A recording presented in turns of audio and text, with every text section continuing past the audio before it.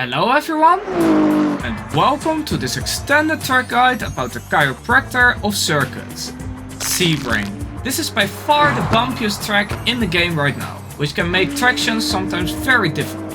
I am using the BMW today with default setup, so no fancy setups or anything. Default setup is pretty decent here. The up-to-date electronic settings for all GT3s can be found on my Discord channel under setups. These are the electronic settings I've used while setting this lap. You want a little bit more intrusive electronics on this track than normally, as it is very bumpy and traction can be an issue. Today we will not only be talking about general braking points and track limits, but also about pit entry and exit, do's and don'ts, and overtaking opportunities. Hopefully, this guide will help you with mastering this track. Before turn 1, you need a very good exit out of the last turn. You can even take a later apex for more speed down the straight.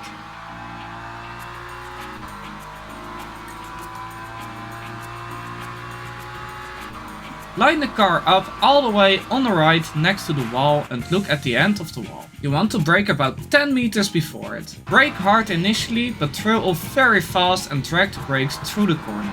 You don't want to brake too hard for this corner, because otherwise you will just wash out wide. This brake marker can be pretty difficult to spot if you're already closely following another car. So you can also look at the marshal post on the left and brake 10 meters after it. You need to be careful with this one though. Bring the car all the way to the inside of the wall and you want to apex around the 0 marker board. Go hard on the gas again and try to rotate the car on exit on the throttle. If you do this correctly, you will come out all the way at the outside curb of the track. You can use a little bit of this curb, but be careful with coming off the curb on the grass, as it's very bumpy there and will make the car very unstable. This turn is all about finding that rhythm and not to be scared on entry. You need to make sure that the car and setup is also stable through this corner. This turn is also very bumpy, so make sure your car is set up for that and that it is stable throughout the whole phase of this turn.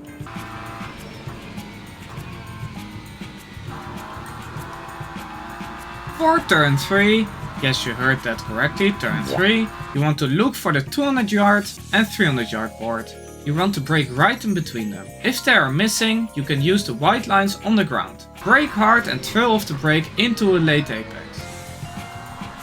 You don't want to hit the first inside curb, as this will bounce the car way too much, so go around it.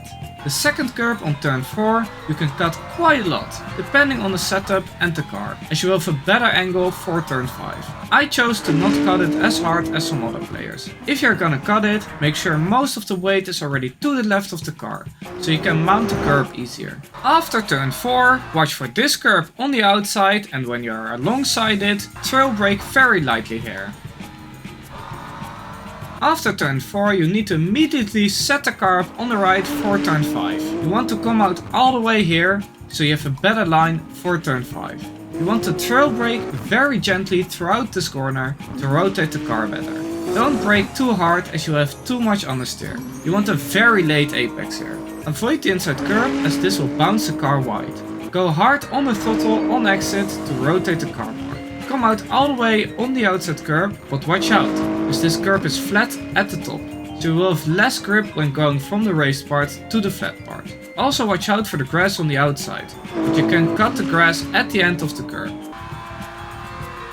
You want to commit in this corner sequence and try to focus on the rotation at turn 5.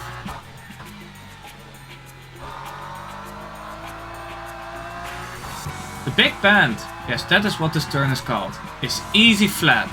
Try to follow the inside line. For the hairpin, you want to look for the first line on the ground at the 400 yard sign. When going over this line, brake hard in a straight line. Trail brake towards the apex of the hairpin.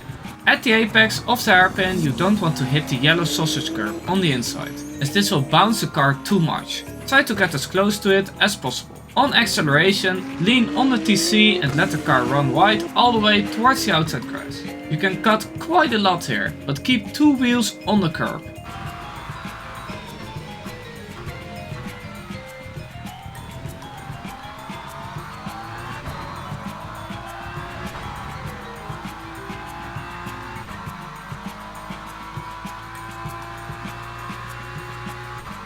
For turn 10, you want to look for the 400 and 300 yard board. If the boards are gone, you can also use the lines on the asphalt. Brake 5 meters before the 300 yard line and brake hard in a straight line. Trail brake the car towards the inside curb. You don't want to actually hit the inside curb here, as this will unsettle the car. Try to get as close to it as possible. On exit, you can shift up for extra traction, because traction can be quite difficult here. You also don't want to come out too wide here, as you will have a very bad angle for the next turn. Bring the car back a little bit towards the right, that way you can easily take the next corners flat.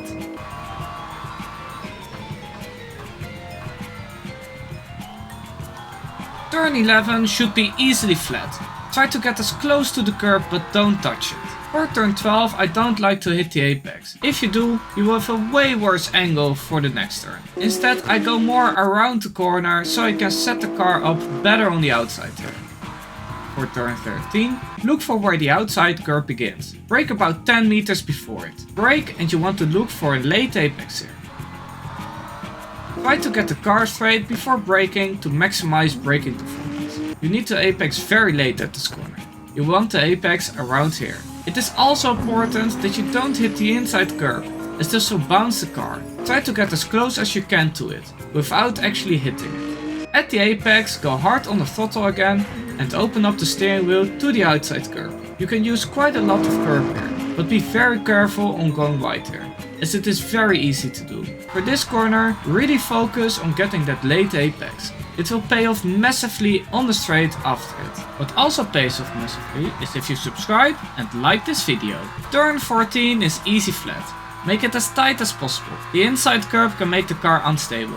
For turn 15, set the car all the way up to the left and watch for where the 300 yard board is and the curb ends. You want to brake just before the 300 yard board. Brake hard and drag the brakes all the way through the corner. You can go with all 4 wheels over the white line, so make use of this. You need to keep 2 wheels on the curb. Accelerate at the apex again and aim for the inside curb. You need to be a little bit more careful here with track limits. You need to keep 2 wheels within the yellow line. Follow the curb and don't come out too wide here, as you need to set the car up all the way on the left for the next turn. Watch for the end of this curb and 5 meters after it ends, go on the brakes again. Don't brake too hard here and trail brake towards the inside curb. Here you can cut quite a lot again.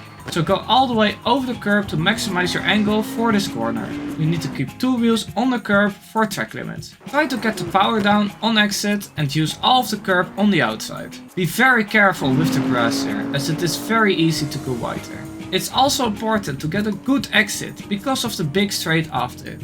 This sequence is all about rhythm again. Don't overpush this corner sequence and find a flow that works for you. You can downshift for extra rotation and upshift for traction in this corner sequence.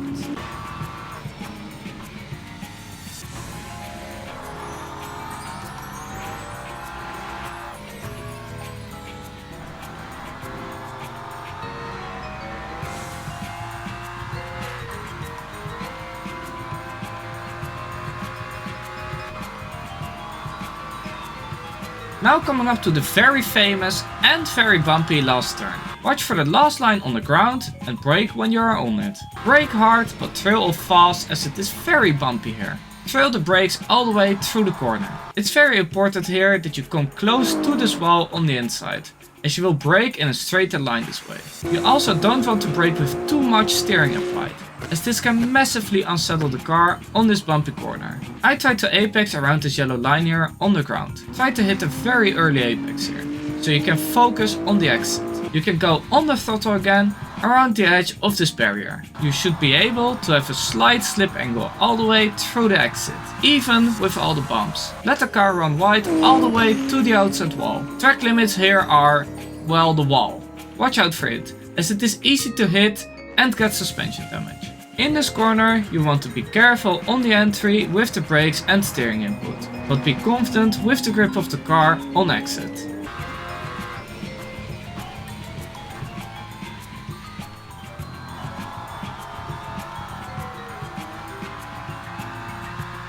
This time was a 202.337.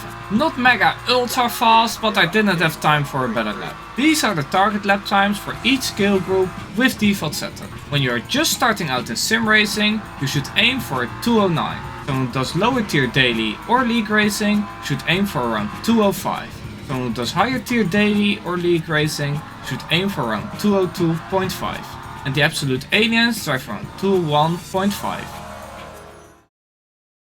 The pit entry can be pretty difficult here. You want to follow the normal racing line, but go to the right of the circuit and stay inside the white line. Go on the brakes about 10 meters before the white line and try to take the corner very tight. Be patient and only go on the gas when the curb ends. Turn as much as you can to the right before flicking to the left. Try to get close to the wall. Just after you've passed the wall, let off the throttle, and coast and then brake. Pit exit is a little bit easier luckily. For pit exit on warm tires, go on the gas. And only brake when you pass this corner. Proceed the corner as normally. For pit exit on cold tires, do the same, but be very gentle and patient on the way in and out. Try to rotate the car on throttle on the exit of this corner.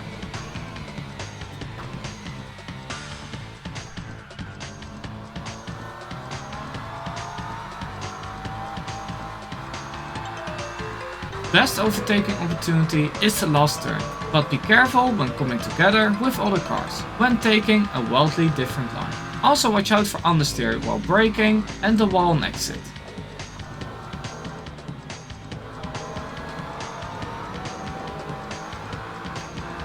I wouldn't suggest overtaking in the first corner, unless you have a very good run. This corner is way too fast for a good overtaking spot.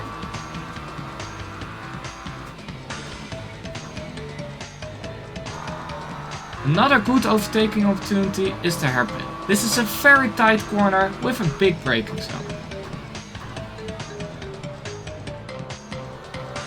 The corner after the hairpin can also be decent for overtaking.